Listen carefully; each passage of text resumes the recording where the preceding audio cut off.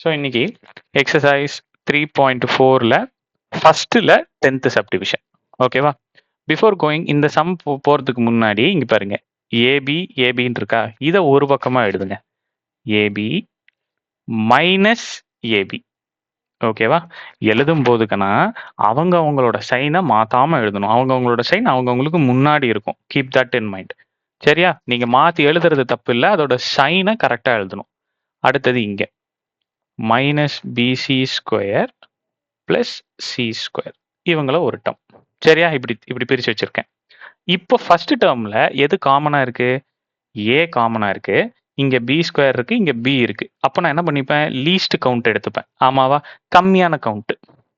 வேரியபிள்னா கவுண்ட்டை பார்க்கணும், நம்பர்னா அதோட டைம்ஸை பார்க்கணும். சொல்லி கொடுத்தனா?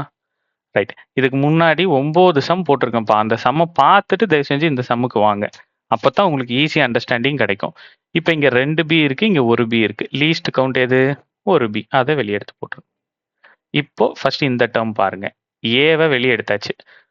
2 பி இருக்கு, அதுல ஒரு பியை வெளியே எடுத்தாச்சு. அப்ப மிச்சம் ஒரு பி மைனஸ் ஏபி ஏபி அப்படியே வெளியே எடுத்துட்டேன். ஸோ அதனால 1 முடிஞ்சு போச்சா? இப்போ இந்த இடத்துல இப்போ இங்க பாருங்க, சி ஸ்கொயர் சி ஸ்கொயர். அப்போ சி ஸ்கொயரை வெளியே எடுத்துடலாமா? அப்போ இங்க என்ன இருக்கும்? பிளஸ் சி ஸ்கொயர் வெளியே எடுத்துட்டீங்க அப்படின்ட்டுனா இந்த இடத்துல மைனஸ் பி பிளஸ் 1 இருக்குமா? வழக்கம் போல தான். இந்த இடத்துல பிக்கு பிளஸ் இருக்கு, இங்க மைனஸ் இருக்கு. இங்க பிக்கு மைனஸ் இருக்கு, இங்க பிளஸ் இருக்கு. ஸோ சைன் எனக்கு மாறணும். சைன் மாறணும்னா நான் என்ன பண்ணிப்பேன்? முன்னாடியே சொல்லி கொடுத்துருக்கேன். சைன் மாறணும்னா மைனஸை வெளியே எடுத்துட்டா வேலை முடிஞ்சுது. ஸோ மைனஸை வெளியே எடுத்துடலாமா? இப்போ இந்த பிளஸ் மைனஸா மாறிடுமா? சி ஸ்கொயர் மைனஸை வெளியே எடுத்துட்டுனா அவங்களுக்குரிய சைன் சேஞ்ச் ஆகிடும். பிக்கு மைனஸ் இருந்தது ப்ளஸ்ஸாக மாறிடுச்சு, 1க்கு ப்ளஸ் இருந்தது மைனஸாக மாறிடுச்சு.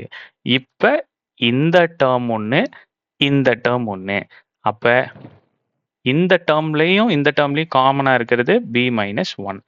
அப்போது பி மைனஸ் 1 இது போயிடுச்சு அப்படின்னா ஏபி மைனஸ் இந்த டேர்மில் பி மைனஸ் 1 போயிடுச்சுன்னா C square. That's all. So இந்த சம் புரிஞ்சிருக்கும், பிடிச்சிருக்கும்னு நினைக்கிறேன். இப்படி இருந்துச்சுன்னா சப்ஸ்கிரைப் பண்ணி லைக் பண்ணி வச்சுக்கோங்க. உங்கள் ஃப்ரெண்ட்ஸுங்களுக்கு ஷேர் பண்ணுங்கள். ஆன்லைன் டியூஷன்ஸ் போயிட்டு இருக்குப்பா, ஜாயின் பண்ணணும்னு நினைக்கிறவங்க தம்ப்நெயில்ல தெரியிற நம்பருக்கு கால் பண்ணி ஜாயின் பண்ணிக்கங்க. தேங்க்யூ.